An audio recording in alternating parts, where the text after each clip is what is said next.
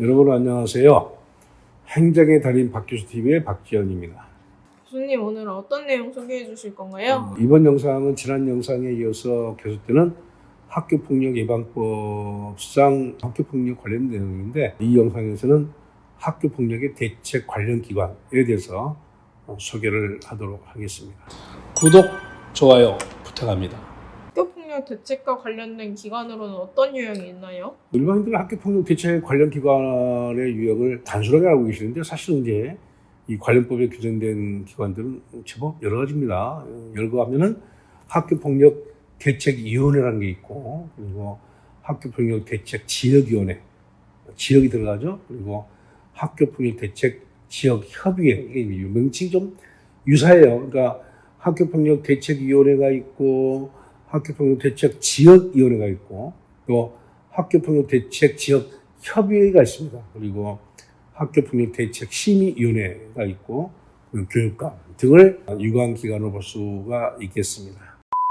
학교폭력 대책 관련 기관의 기능은 어떻게 되나요? 학교폭력 대책위원회, 학교폭력 대책 지역위원회, 학교폭력 대책 지역협의회, 학교폭력 대책 심의위원회, 그리고 교육감 등을 하나씩 나누어서 어디에 설치를 하고 또 수행하는 기능은 무엇인지를 하나씩 살펴보도록 하죠. 먼저 학교폭력대책위원회는 국무총리 소속으로 설치합니다.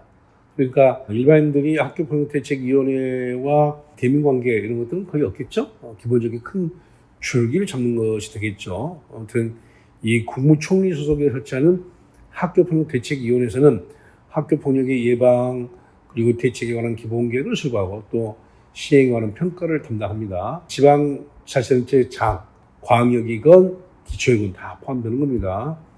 지자체장이 요청하는 사항들, 그리고 학교폭력과 관련해서 교육청, 또 학교폭력대책 지역위원회, 그리고 학교폭력대책 지역협의회, 그리고 학교폭력대책 심의위원회, 그리고 이제 전문단체라든지 전문가를 요청하는 이런 사항들에 대해서 기본적인 정책을 수립하는 것이 바로 국무총리 소속으로 설치하는 학교폭력대책위원회입니다.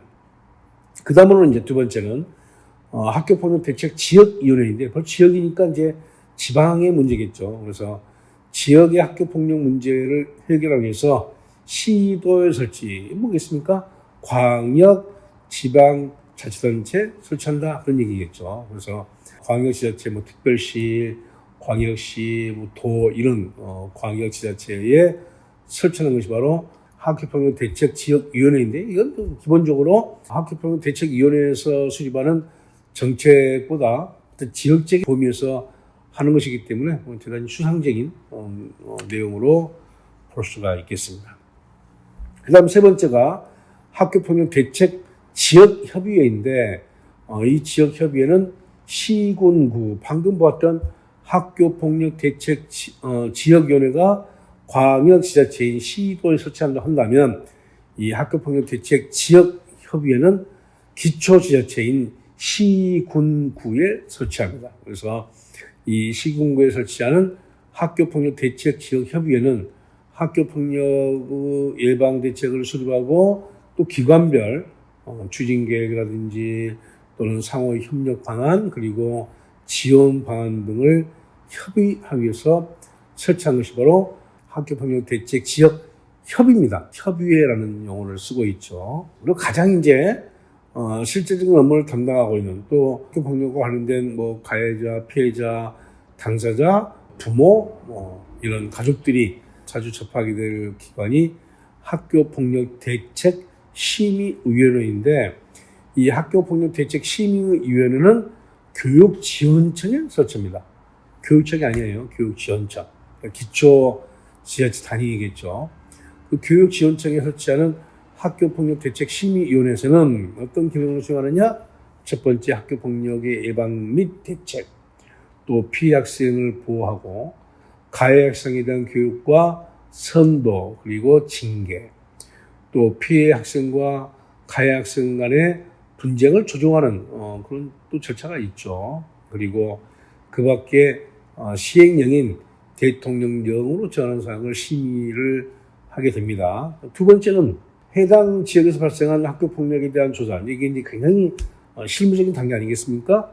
해당 지역에서 발생한 학교 폭력의 사실관계를 조사하는 거, 그리고 이제 학교장 및 관할 경찰서장에게 관련 자료를 요청하는 이런 경우는 되게 이제 형사 고소가 된 경우가 굉장히 많죠. 그래서 관할 경찰서에서 이미 그에 관한 범죄 사실에 대해서 조사를 한 경우가 많습니다. 그래서 관할 경찰서장에게 관련 자료를 요청하는 이게 주로 이제 여성 청소년계에서 담당을 하죠. 자기 스스로가 조사하는 그런 내용도 있지만 유관기관의 조사 자료를 요청받아가지고 심의를 하는 것이 바로 교육지원청이 설치하고 있는 학교폭력대책심의위원회가 되겠고, 이게 가장 많이 접하게 된 기관으로 볼 수가 있겠습니다.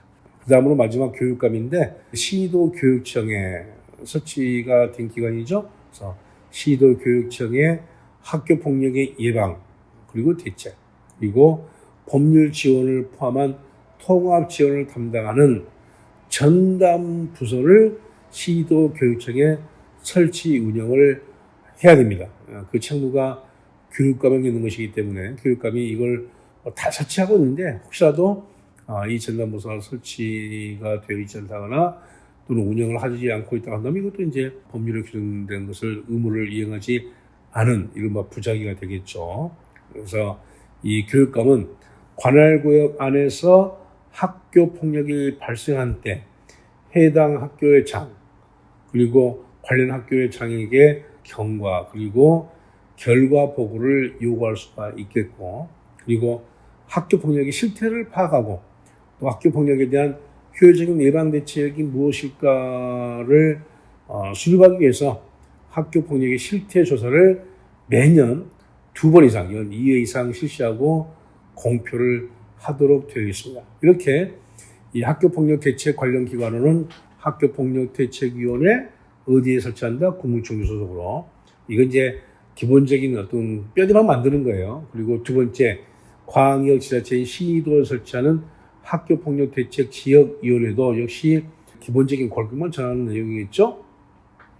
조금 더 실효적인 단계로 들어가게 되면 시군구 지자체 중에서도 기초지자체 설치하는 학교폭력대책지역협의회가 있고, 가장 학교폭력과 관련된 이해관계인과 관계가 밀접하게 연결되는 교육지원청에 설치하는 학교폭력대책심의위원회가 있고, 그리고 교육감이 있다 이렇게 생각하시고, 일단 학교폭력 관련된 이해관계인이 계시다 한다면 각 교육지원청에 설치되어 있는 학교폭력대책심의위원회 이쪽과 긴밀한 협의를 할 필요가 있다.